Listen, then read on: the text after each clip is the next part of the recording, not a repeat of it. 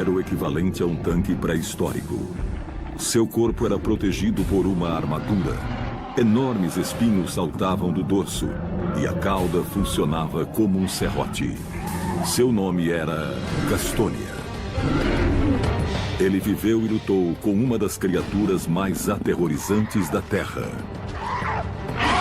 O Utahraptor, um raptor de proporções gigantescas. Hoje, cientistas realizam escavações para descobrir como esses monstros da vida real foram forçados a lutar pela sobrevivência nos territórios mais hostis da Terra.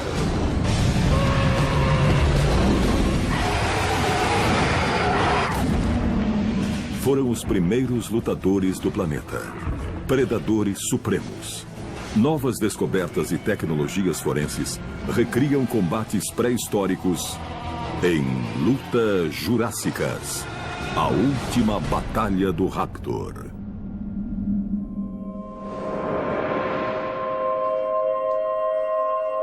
O mistério começou em outubro de 1989. O lugar, Moab, Utah. O especialista Robert Gaston realizava escavações de rotina quando fez uma descoberta.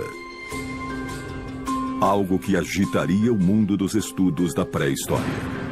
Eu estava andando pelo terreno e o solo tinha faixas brilhantes de terra nas cores lilás e verde. Caminhando por ali, eu encontrei um pedaço de argila com a marca de um fóssil de dinossauro. Eu consegui ver de onde ele havia rolado, porque a terra ao redor ainda estava fresca. Então eu subi até o local de onde parecia ter caído e encontrei pedaços do tamanho de um prato, com marcas das vértebras na pedra. Então foi muito fácil presumir que havia mais fragmentos do animal por ali. Gaston não fazia ideia de que estava prestes a descobrir um dos primeiros dinossauros encouraçados do mundo. Um monstro parecido com um porco-espinho, desconhecido da ciência até então. Foi então que eu percebi que tinha descoberto uma coisa muito importante para a ciência. Na hora, eu não me dei conta do tamanho da importância, mas eu sabia que o dinossauro encouraçado ainda não era muito conhecido. Os ossos dele são diferentes, parecem formar uma armadura, e foi fácil perceber que se tratava de um animal desse tipo. Eu comecei a entender o significado daquilo. Além de ser importante, o fato lançaria uma nova luz sobre os estudos de animais pouco conhecidos na América do Norte. O dinossauro encouraçado tornou-se comum somente dezenas de milhares de anos depois do Gastonia. Gaston convidou o paleontólogo e doutor James Kirkland para analisar o achado histórico. Fui até o local das escavações e vi a pedra de 1,20 m por cerca de 50 centímetros de comprimento. Nela estavam os ossos da bacia e um pedaço da couraça. A pedra rolou de um morro ao norte de Moab. Robert a encontrou e sabia que se tratava de um achado muito importante, então decidiu entregá-la para mim. O Dr. Kirkland e sua equipe escavaram os ossos restantes e categorizaram e classificaram a nova espécie. Mais tarde, seria batizada em homenagem a Robert Gaston, seu descobridor, com o nome de Gastonia.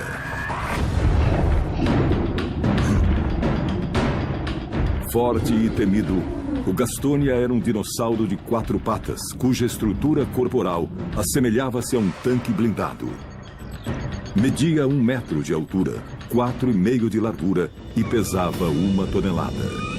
Seu corpo era coberto de armas.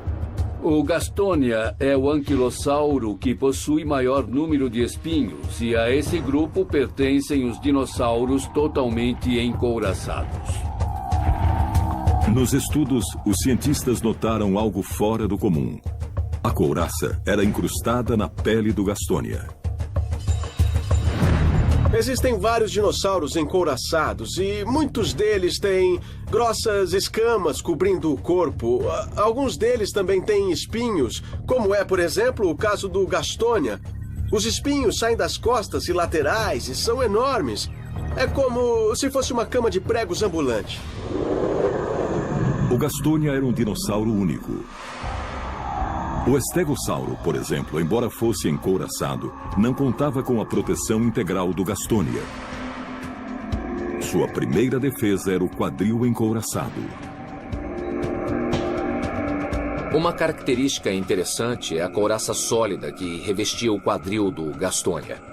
Faz todo sentido se lembrarmos que essa parte era um dos seus pontos mais vulneráveis. Ele não tinha mobilidade no pescoço e nem conseguia se virar para ver o seu próprio quadril. A couraça certamente servia de proteção extra para a parte mais fácil de ser atacada pelo predador. Era um dinossauro totalmente protegido. Mas este tanque vivo também tinha poderosas armas de ataque. Enormes espinhos. Este é um espinho da região dorsal e eles saem para as laterais. A exemplo de outras couraças do animal, o espinho é coberto de pequenos sulcos que abrigam vasos sanguíneos. Esses vasos atuam no crescimento da proteção queratinosa que cobria os espinhos, que por sua vez cobriam toda a parte superior do corpo do animal. O dorso do Gastonia era coberto por pedaços de couraça e dele saíam enormes espinhos. Embora fossem eficazes, sua arma mais poderosa era a cauda. Ao longo de toda a cauda, dos dois lados, havia pedaços afiados de ossos que cortavam como lâmina. A cauda era uma arma letal. Da lateral saíam enormes e afiadas lâminas triangulares que o Gastonia brandia com violência como uma clave medieval. Os paleontólogos já sabem que ele a usava em movimentos giratórios. O Gastonia movia a parte traseira do corpo na direção do animal predador e batia nele mexendo a cauda de um lado para o outro. A cauda era repleta de pontas triangulares e juntas eram extremamente cortantes. Eu costumo comparar a cauda do Gastonia a uma enorme lâmina de serrote presa a um cabo balançante. Era impossível agarrar. Caso a cauda cortante, o corpo blindado e os espinhos no dorso não fossem suficientes para vencer um predador, o Gastonia contava com uma arma adicional desconhecida pela ciência moderna até a descoberta do fóssil. Um conjunto de ossos altamente letais. Na base da cauda, onde ela se encaixa ao quadril, o Gastonia tinha afiados ossos triangulares. Sozinhos já eram armas eficazes. Mas examinando com cuidado, os paleontólogos descobriram algo incrível. Quando o Gastonia balançava a cauda de um lado para o outro, os ossos se cruzavam e funcionavam como um par de trituradores de ossos. A evidência fóssil indicava que o Gastonia era um dos dinossauros mais bem protegidos da face da Terra. Mas havia um ponto fraco. A blindagem formada por couraça, espinhos e ossos deixava o Gastonia muito lento. O Gastonia era um herbívoro relativamente lento. Provavelmente ele passava os dias vagando em busca de alimento, mas ele era tão pesado que ele só conseguia comer vegetação rasteira, como plantas pteridófitas, cicadáceas e também pequenos arbustos. Até que a pesquisa tomou um rumo inesperado. Lawrence Whitmer, da Universidade de Ohio, usou tomografia computadorizada para examinar o crânio de vários dinossauros, entre eles o Gastonia. A descoberta foi intrigante. Cientistas agora sabem que esse tanque não era um dinossauro inteligente, mas o olfato e a audição eram bastante aguçados. O cérebro de anquilossauros, como o Gastonia, é uma estrutura relativamente muito simples. Por outro lado, seu sistema olfativo, aquele ligado ao sistema do olfato, é bastante aguçado. Trata-se de um sistema ampliado, sugerindo que o olfato era um sentido vital para esses animais.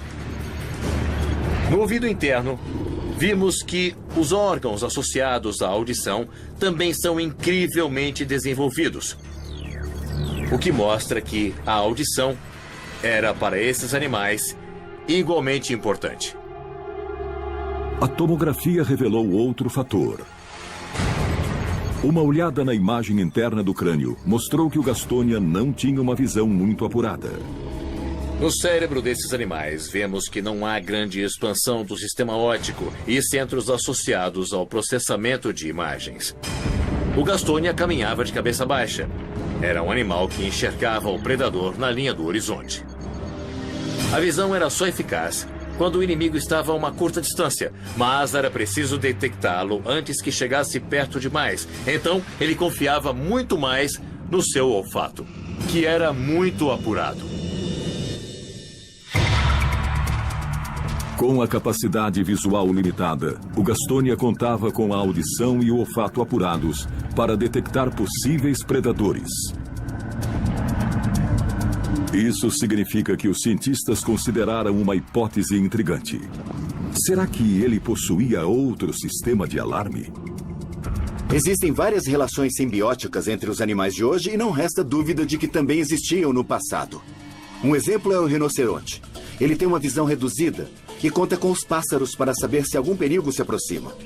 Por sua vez, ele protege os pássaros de seus predadores.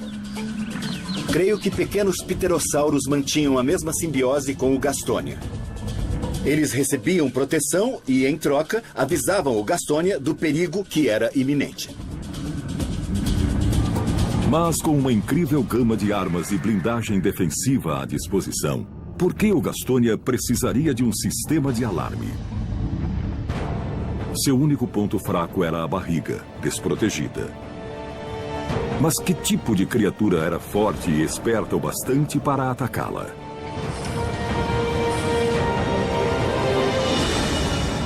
A resposta estava perto. A 45 metros dali, paleontólogos encontraram evidências fósseis de por que exatamente o Gastonia precisava de algo que o avisasse do perigo.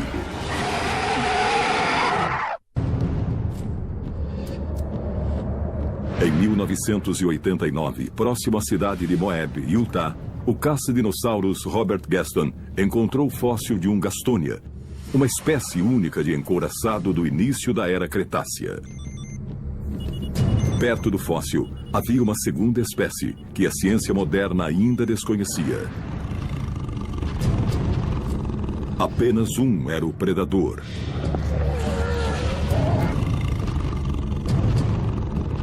E como os pesquisadores logo descobriam, não se tratava de um assassino comum.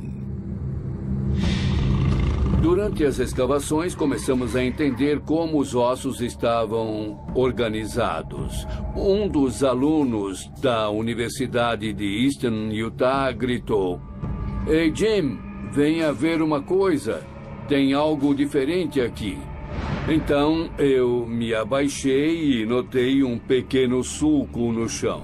Pensei um pouco e concluí que a marca era muito fina, parecida com um arranhão feito por uma garra. Eu disse para mim mesmo, é um deinônico da Era Cretácea ou de garras terríveis. É um dos meus dinossauros favoritos, mas este é 2 vezes maior que o deinônico. Cientistas desenterraram os restos de um raptor descomunal, 12 vezes mais pesado que seu parente mais próximo. Esse gigante foi batizado de Utahraptor. Pouco depois da descoberta dos ossos do Gastonia, encontramos uma unha de cerca de 20 centímetros e, por meio de análise e comparação com outros exemplares, determinou-se que pertencia a um dromeossauro gigante, que é da mesma família do Velociraptor e do Deinônico. Foi um momento muito emocionante, porque se trata do maior dromeossauro já encontrado. E, além disso, ele era muitas vezes maior do que qualquer outro já visto. O Utahraptor viveu dezenas de milhares de anos antes do Velociraptor. Era uma versão primitiva menor e mais veloz do Raptor.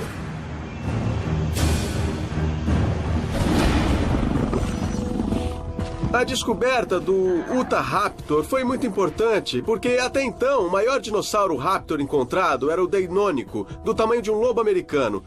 A nova espécie tinha anatomia parecida, mas era maior do que um urso pardo ou polar. Um dinossauro raptor realmente gigante. Certa vez eu ouvi uma boa descrição do